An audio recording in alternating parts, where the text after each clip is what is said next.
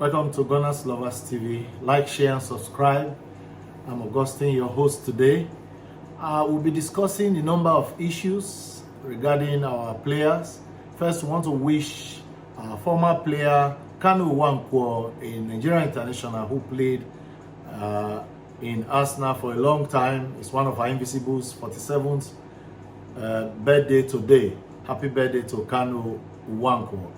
Also want to congratulate Nigerian women footballers, the Falcons playing at the World Cup 2023. They've just qualified to the next round of 16. And again, after all those congratulations, we now move straight to the business of the day. First, we'd like to discuss Victor Osimhen. Victor Osimhen is a Nigerian international that plays in Napoli, Italy. He's a formidable striker, very prolific.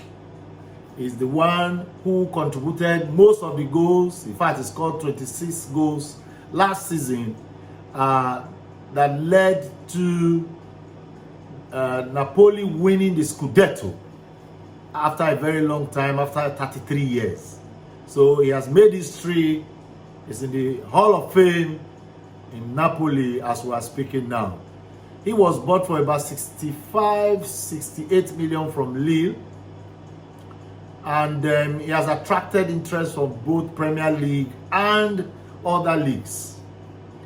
So the purpose for today's discussion, first of all, is to discuss the recent news that came up yesterday. Remember that the ProLeague in Saudi is booming at the moment, and they tried to sign Mbappe, tried to sweeten Mbappe with 700 million euros, and Mbappe refused. They've now moved to another player called Victor Osimhen of Napoli. They bidded, as yesterday's news will say, 120 million. Audacious bid of 120 million, and it's on the table with Napoli right now, but Napoli will not accept that bid because they want 170 million or anything in the range of 150 million for Victor Osimhen. Now player power comes in. Fans and every other person that have heard the news and analyzed it have said that it will go the same way as Mbappe. He will turn it down because Victor Osimhen is not in the league of retirees. Victor Osimhen is one of the best strikers right now in the world that is in his prime. So that day might not see the light of day. But the issue that has raised is the fact that history will bear us witness that there was a time Arsenal was playing with kids. I call them kids, the likes of Gibbs, likes of Theo Walcott, likes of Fabregas, 18, 19, Wilshere, 16, 17. And investment came into the Premier League then. But the buying of Man City, buying of Chelsea, Mourinho, boom, Mourinho era.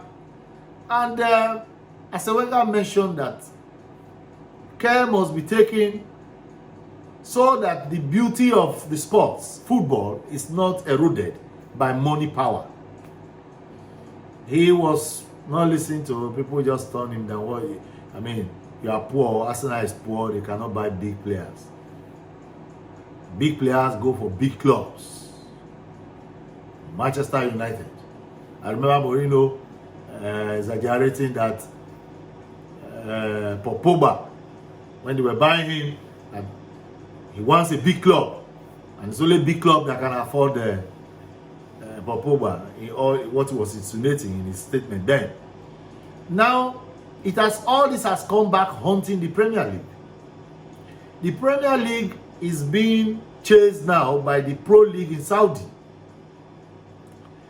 They started with players who have almost finished their prime in football. 33, 31, 32, 30, whatever. The Messis, the Ronaldos, the Fabinhos, the Hendersons, all these people, Mendy, Koulibaly, and all the likes, all over the world, Benzema. It started with them because all these players, most of them have achieved everything they want to achieve in this world, in the world of football. They just want what is called retirement money. But there's a new trend coming up now, which they have attempted to move in, but they are unable to succeed. So you can imagine the Saudi Pro League going for the best, one of the best players in the world now, Mbappe, to come and play in Saudi, to leave the famous and popular Premier League. It did not work. They are trying it again with Osimhen. He might not also work. What is the signal that this has for the Premier League? The signal that it has for Premier League is that they should sit up so that in future the Pro League of Saudi will not be the prime region where football will be played. Because just as the Premier League attracted people all over the world to come to England, even those who don't speak English, that is how they will all migrate, if care is not taken, to Pro League in Saudi.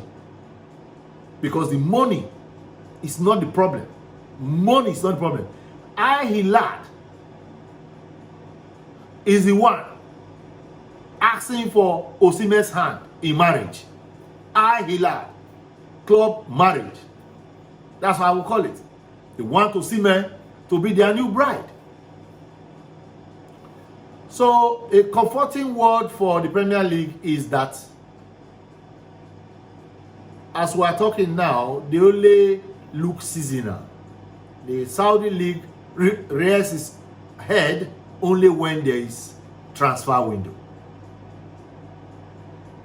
While the Premier League more or less relies on TV rights and money from clubs, sponsors, the power of money from the Saudi League is both ownership and sponsorship. Very, very, very, very tough. So I want you to give your comments below. Tell us what you feel like. Is the Pro League for Saudi going to overtake the Premier League? Tell me what you feel. Put your comments below. Let's discuss it. If it's an issue that the Premier League should be worried about. Like, share, and subscribe. I'll see you in my next video. Bye.